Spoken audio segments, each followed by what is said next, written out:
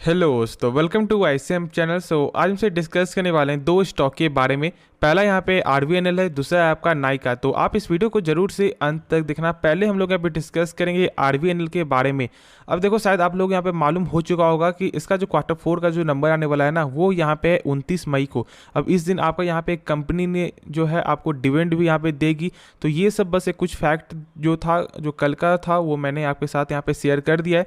लेकिन देखो, आज जो यहाँ पे गिरावट आपका हुआ है, ऑलमोस्ट आपको 3.43% जो क्लोजिंग यहाँ पे देखने को मिल रहा है। इतना बड़ा यहाँ पे गिरावट के बाद क्या इसका सपोर्ट है, क्या इसका रेजिस्टेंस है, देखो मैं यहाँ पे आपको सपोर्ट जो बताऊंगा। लेकिन एक चीज़ यहाँ पे आपको जरूर से आपको समझना है कि मैंने आपको जब इसका रेंज जो था 125 था, जब तो मैंने उस समय कहा था कि इसका कोई भी सपोर्ट जो है ना, फिलहाल अभी देखने को नहीं मिलता। सपोर्ट यहाँ पे देखो, सपोर्ट का मतलब क्या होता है कि कोई एक ऐसा लेवल जहाँ पे बार बार स्टॉक यहाँ पे आपको टकरा रहा है, फिर ऊपर जा रहा है। ठीक है, यही तो है कि बार बार स्टॉक यहाँ पे इसमें जा रहा है, आपको यहाँ पे अप डाउन देखने को मिल रहा है। तो ऐसा यहाँ पे जो लेवल जो था ना, वो था आपका 77-78 के रेंज में।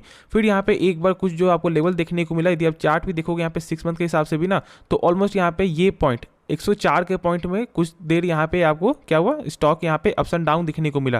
फिर यहाँ पे एक जो है आपको शार्प गेन दिखने को मिल रहा है। अब फिर यदि चेक करोगे तो यहाँ पे लगातार जो है आपको गिरावट ही आपका हो रहा है। तो फिर कैसे यहाँ पे बताओगे कि क्या 115 का सपोर्ट है या नहीं। देखो, सपोर्ट यहाँ पे एक ही है, सॉरी दो सपोर्ट है, एक तो नीचे का लेवल और एक शॉर्ट टर्म का लेवल देख लो सपोर्ट। तो आप यहाँ पे देख रहे हो कि 104 रुपया 55 पैसा का एक छोटा यहाँ पे सपोर्ट देखने को मिलता है। बस देखो, आप यहाँ पे एक चीज़ ही जो आपको समझना है क्या है, यदि 29 मई तक यहाँ पे ठीक है स्टॉक आपको इस लेवल के ऊपर यहाँ पे सस्टेन करते हुए दिखाई देता है और यदि नंबर सही आ जाता है, तो फिर कहीं ना कहीं आपको जो है नंबर के बेसिस पे भी बाउंस देखने को मिल सकता है, यानी कि तेजी देखने को मिल सकता है। तो ये चीज़ को आपको यहाँ पे समझना है।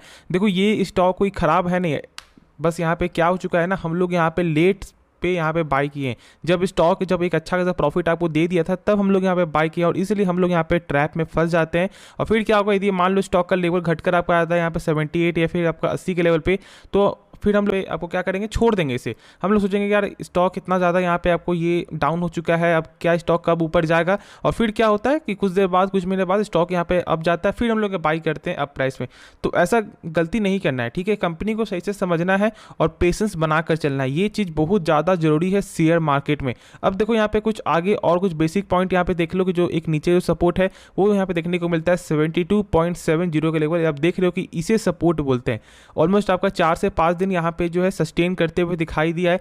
तो जब 2 दिन जो सस्टेन कर रहा है, तो फिर कैसे हम लोग बोलेंगे कि वो सपोर्ट है। तो इसलिए वो एक छोटा सपोर्ट लेके चलो। मेन सपोर्ट यहाँ पे है 72.70, क्योंकि इसी के बाद से एक गजब का यहाँ पे जो है बाउंस बैक आपको देखने को मिला था। तो ये चीज़ आपको समझना है। तो चलो फिर इसके बारे में सही से आपको समझ में आ गया कि यहाँ पे क्या टेक्निकल वाइज है। अब हम लोग आपको ये जानते हैं कि क्या यहाँ से बाई करने का मौका रहेगा या फिर थोड़ा वेट करने का। तो यदि आपको शॉर्ट टर्म पर्पस के लिए बाई करना है ना, तो आप थोड़ा दिन यहाँ पे वेट करके चल सकते हो। बाकी लॉन्ग टर्म पर्पस के लिए तो यहाँ पे आप 10-10% करके स्टॉक को बाई करना। यदि आपको ऐसा लगता है कि शायद ये प्राइस आपको जो है आगे जाकर देखने को नहीं मिलेगा, तो आप ऐसा जो यहाँ पे डिसीजन ले सकते हो। बाकी देखो, यहाँ पे कंपनी कोई भी खराबी नहीं, मैं आपको बार बार आपको यही बोलूँगा। और अभी भी यहाँ पे वॉल्यूम जो है ना, एक अच्छा खासा वॉल्यूम देखने को मिलता है। और शायद आप लोगों को यहाँ पे मालूम होगा कि ऑलमोस्ट लगभग आपका 10 से 15 दिन पहले जो है यहाँ पे आपको national highway authority of India के द्वारा भी जो ऑर्डर जो आपको आया था ऑलमोस्ट 702 करोड़ का ना, उसमें यहाँ पे ज्वाइंट वेंचर के द्वारा ये काम चल रहा है। ठीक है, और जो भी आपका ज्वाइंट वेंचर यानी कि इसमें आपको 3 कंपनी है, 2 कंपनी तो यहाँ पे आपका सरकारी है और ये भी तो सरकारी है, लेकिन आपको रेल विकास का जो यहाँ पे 22% का ही यहाँ पे आपको हिस्सेदारी देखने को मिलेगा। तो कहीं ना कहीं शायद ऐसा हो सकता है कि इससे आपको सपोर्ट मिलते हुए दिखाई दे। लेकिन ऑर्डर के हिसाब से तो लगातार जो है इसे आपको बड़ा बड़ा ऑर्डर यहाँ पे देखने को मिल ही रहा है। या फिर आपका 700 करोड़ का हो, या फिर आपका 300 करोड़ का हो, या फिर आपका 8 करोड़ का हो, या फिर आपका 2000 करोड़ का ही क्यों ना हो। तो ये सब ऑर्डर है, तो कहीं ना कहीं यहाँ पे जो नंबर है वो सही आने का चांस है। तो यदि नंबर सही आता है तो फिर आपको हेल्प मिलते हुए दिखाई देगा। और यदि देखो, ऊपर के लेवल पे यदि आपको स्टॉक जाता है 130 135 पे और यदि आपने बाय किया 125 पे ना, तो आप जरूर से प्रॉफिट बुकिंग कर लेना, क्योंकि स्टॉक बहुत ज़्यादा यहाँ पे आपको हाई चला गया है। अब इसे आपको इग्नोर नहीं करना है। बहुत से लोग शायद ऐसा हो सकता है ना कि वो प्रॉफिट देख रहे होंगे, लेकिन वो सोचते हो कि यार थोड़ा और प्रॉफिट हो तो हम लोग यहाँ पे सेल करेंगे, और अब उनका यहाँ पे लॉस हो रहा है। तो ऐसा काम नहीं करो। कभी कभी प्रॉफिट जो है हम लोगों को यहाँ पे एक्सेप्ट करना भी ना बहुत हल्का होता है, आसानी होता है, उसको यहाँ पे एक्सेप्ट कर लो। वरना यदि वो छूट टूटा तो फिर वही हालत होगा जो अभी फिलहाल हो रहा है, लॉस में आपको देखने को मिल रहा है। तो ये चीज़ को बस आपको समझना, एक माइंडसेट होता है। तो हम लोग यहाँ पे अब नेक्स्ट स्टॉक के बारे में डिस्कस कर लेते हैं।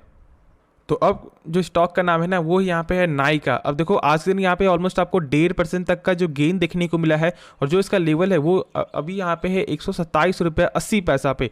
देखो एक चीज़ आपको समझना है कि इसका Q4 का नंबर आपको आने वाला है 24 तारीख को, ठीक है, सॉरी Q4 का मैं बात कर रहा हूँ, हाँ 24 तारीख को यहाँ पे आपको आने वाला है, 24 मई को। और इस दिन को जो है ज़्यादा हम लोग यहाँ पे फोकस करेंगे, क्योंकि देखो नाइका को जो नंबर, सॉरी जो इस कंपनी का जो नंबर है ना बहुत ज़्यादा यहाँ पे इंपॉर्टेंट है। सेल्स तो यहाँ पे गेन आपका होते हुए दिखाई देता ही है, लेकिन जो प्रॉफिट है ना उस पर यहाँ पे आपको कमी आते हुए दिखाई दे रहा है, क्योंकि प्रॉफिट मार्जिन यहाँ पे कम हो रहा है। और आप जानते हो कि प्रॉफिट मार्जिन कम क्यों हो रहा है, क्योंकि मार्केट में जो है बड़े बड़े यहाँ पे प्लेयर है जैसे कि फ्लिपकार्ट और आपका अमेजोन, और जब मार्केट में आपको सर्वाइव करना है या फिर कस्टमर को अट्रैक्ट करना है तो फिर आपको तो प्राइस इस कदर का करना होगा कि जो लोग आपको मान लो अमेजोन में बाई कर रहे हैं तो वो आपके साइट पे एक बार आके जरूर से विजिट करे। और वही चीज़ जो है ना नाइका बार बार यहाँ पे कर रही है, लेकिन शेयर मार्केट में ऐसे चलता नहीं है। हम लोग तो बस आपको यही चेक करते हैं ना कि क्या यहाँ पे सेल्स में ग्रोथ हो रहा है, क्या यहाँ पे प्रॉफिट है ग्रोथ हो रहा है। तो इसी के कारण जो है हम लोग यहाँ पे आपको क्या करते हैं, फंस जाते हैं। लेकिन देखो समझना आपको ये है ना कि नाइका का एक चीज़ और जो सबसे बड़ा खराबी है वो यहाँ पे डेप्ट।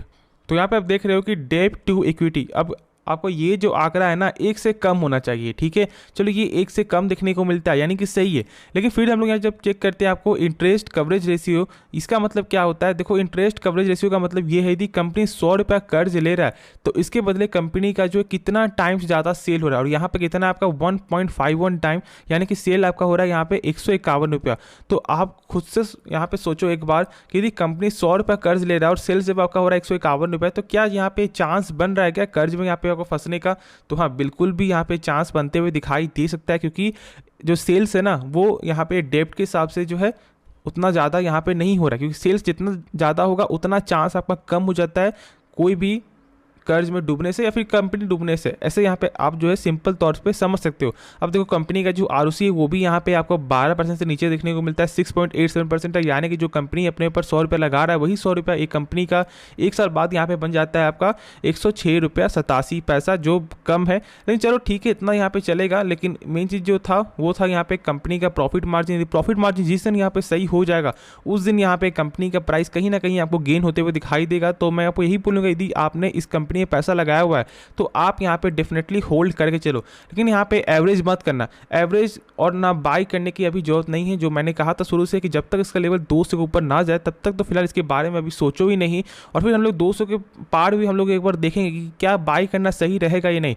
अब देखो मैंने तो आपको जब इसका लेवल था 170 100 हाँ ऑलमोस्ट जब आपका इस प्राइस पे था तो मैंने उस समय कहा था कि देखो बाई मत करो, इसका लेवल आपको 110 आपका 120 तक देखने को मिल सकता था, लेकिन आपने नहीं माना और देख रहे हो कि स्टॉक आपका 115 120 125 पे ऐसे बार बार यहाँ पे अप्स एंड डाउन देखने को मिल रहा है।